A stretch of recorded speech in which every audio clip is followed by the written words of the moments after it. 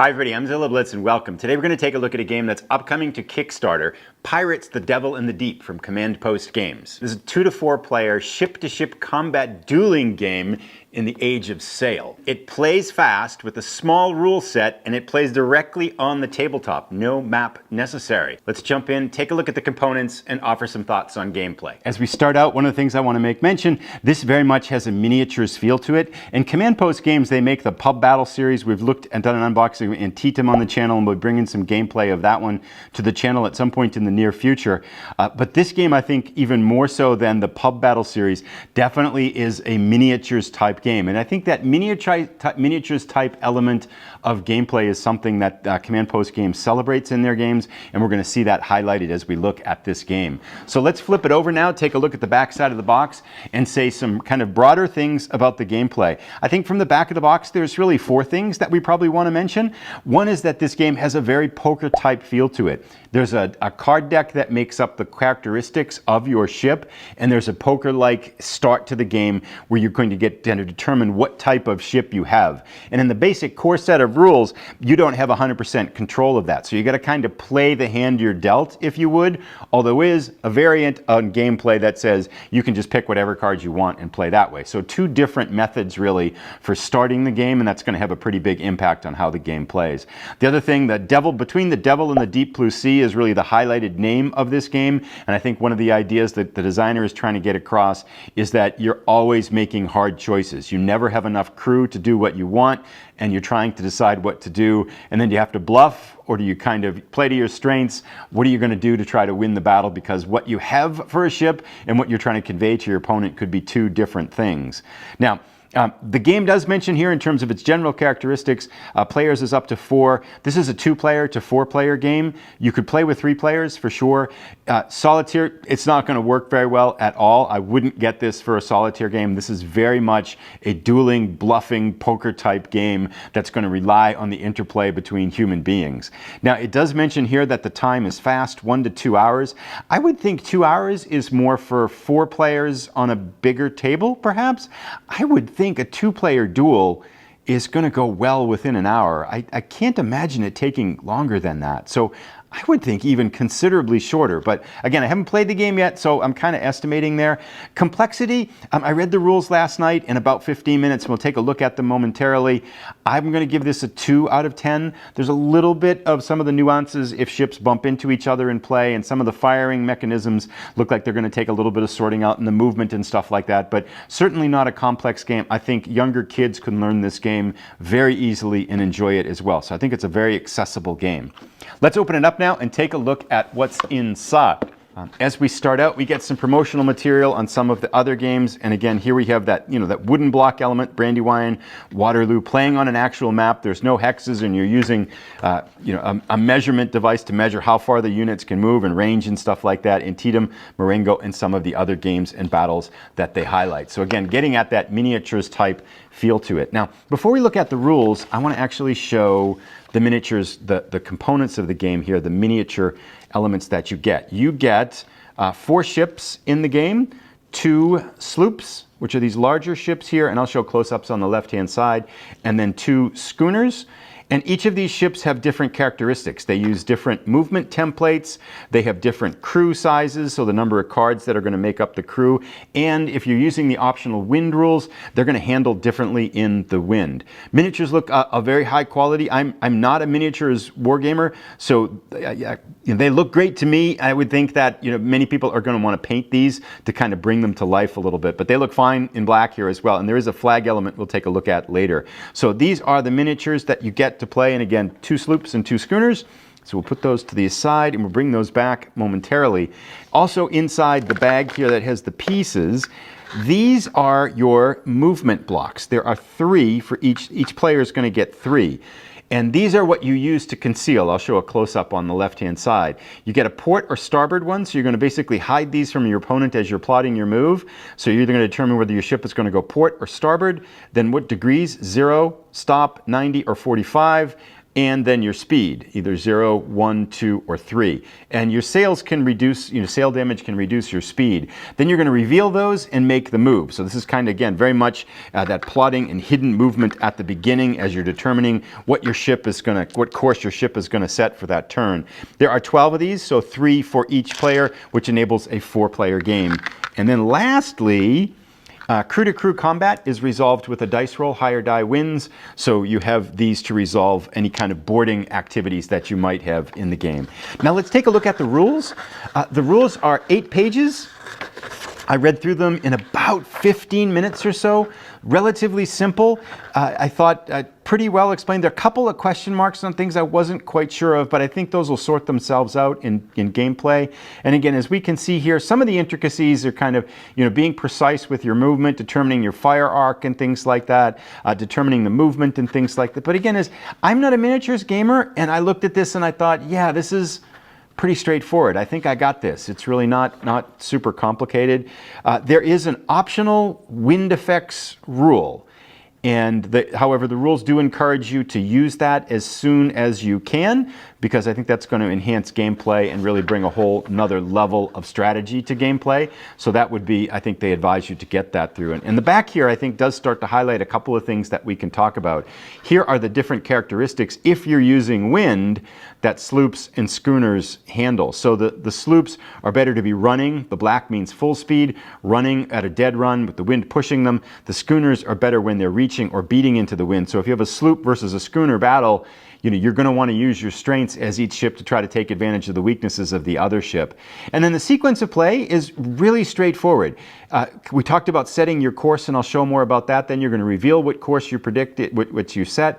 You're going to move your ships by the movement rules, and we'll take a look at that. Then the next and last stage is really the levels of the combat stage. So we'll show how you assign crew, but basically that's going to be the cards that you have that are going to determine how many crew you have that you can use. And then you're going to assign crew, you're going to perform damage control if you assign crew to damage control. If you didn't and you had fire or breach, it's going to spread, and that's one way your ship can sink. Then you're going to fire your guns. If you're able to, you can then have a boarding action and capture ships and transfer cargo if those things happened. So it's basically going to be lather, rinse, repeat until the battle is over. And it is a point-based system, and depending, especially, I think that becomes more into play when you've got 4 players to determine who would win. And we'll talk a little bit about some of those points as we go forward. Now let's take a look. We got a couple things left to look at. There are 3 decks of cards in the game, and let's start with the one here that determine the ship characteristics. So the way this works is that kind of poker start. Depending upon your ship, you're either going to get 5 cards or 6 cards at the beginning of the game, and they're randomly dealt to you. So say, for example, you get dealt these 6 cards. We've got guns, 3 guns, 2 crew, and a cargo. So cargo, you might be saying, what happens, what good is cargo? If you can run your ship past off the far end of the board, then it's considered you've left the battle, you've escaped with that cargo, and you get 3 points for every cargo that you're able to do that with. So it's not necessarily your combat ship. You could get dealt, say, for example, 3 cargo cards and say, okay, I'm going to try to be a runner this time. I'm going to try to avoid combat, score a lot of points by making it to the other side of the board rather than engage in combat. But let's say, for example, this one, it's looking pretty good that we might do combat here. So we would probably chuck a gun and a cargo. Then we get something here. We got a gun and a crew. This would be a pretty good fighting ship, right? Because we have 3 crew elements that we can use. They could man all 3 guns. We can do damage crews. This ship is ready for combat. But depending upon what kind of cards you get dealt, you could have a completely different ship coming up for a particular game. So you kind of have to, if you're using those core standard rules, to play the ship that you get dealt. Now, there is that option where you can pick your exact card layout before a battle, which would change the nature of that playing the hand you're dealt element. But, 2 ways to play, depending on how you want to play. So then, these are the damage decks. So if you get hit, depending on how many times you get hit, you have to flip over, you have to take a damage card. And there are a number of different types of damage. Rudder damage means you can't move. Fire damage means it's going to start spreading, and if you get too much fire damage, your ship burns and sinks. Breach has a hole in your hull, which is going to make your ship leak. Sails means that you're going slower, And then I think, is that it? Oh, hull, sorry. Hull means that I think it means that you lose one of the cards from your hand, which means, and when you run out of cards, of course, you sink as well. So you've got 5 different types of damage that you have to contend with. And one of the elements that you're doing as you come up is to say, okay, I can have my crew fire their guns, or I can have my crew take care of the damage that's been hit on the ship. So again, it gets that idea, the devil in the deep blue sea. Do you go on the offensive? Do you go on the defensive? Again, these hard choices where you never have enough crew to do all the things that you want. But that's basically how that damage model works. These cards are, by the way, quality feels really good. They're a thick Vice vinyl card. I think because they're going to be used a ton in gameplay, I'm probably going to sleeve these so that they'll be even kind of hold their luster there over time. The last deck is the spreading deck, I think is what it's called. And these consist of 2 types of cards, fire and water. And basically what this does is this represents the uncontained damage. So if you have a breach hit on your ship and you leave that go and don't assign crew to fix it, then you're going to take on water. And if you take on too much water, more than you have cards, then your ship sinks. So you've got some time there to take on some water, but if you let it go, then, well, it's too late. Same ways with fire. Every fire you've got, it spreads again, so your ship is going to sink really fast if you don't contain the... ship is going to burn and sink really fast if you don't contain the fire damage. So there's that urgency there that the fire and breach damage takes towards kind of making sure that you handle the ship. So let's take a look now at we have movement templates here. There are 2 flying ones and 2 cruising ones. And so I'm going to move this away and just kind of give a brief overview on how movement works. So we have a cruising template and then a flying template. And this is oriented towards the port. So if we were to use it to starboard, because these are transparent, you would just flip it over. That's when your ship is going to the starboard. And the flying is used for these smaller schooners, and the cruising is used for the larger sloops. And so let's say, for example, we were going to do a flying ship here. And basically, you're going to put this underneath. And let's say that our movement was to starboard, and we were going to do 2 speed. And we would do a, say, 45-degree turn. And again, this is concealed before the turn starts out. Then you put the very tip, the bow of the ship right on the front of that. We're going to starboard, so we have it oriented the right way. We're going to movement 2, so we're going to go to the second tier here. We're going 45 degrees. So this is 90 degrees. This is a different type of movement that I forget what that one was there too. I think that's when 2 ships are almost running to each other, but I'm not quite sure on that one. So again, I haven't figured out all the rules yet. But 45-degree turn, and you put the center of the mast right there, get that in place, and then you would slide this out, and now your ship is in the right place. Likewise, say for example, we were going to do the sloop, and we were going to do port. We would flip it over, and let's say 3 speed, and let's go 90 degrees.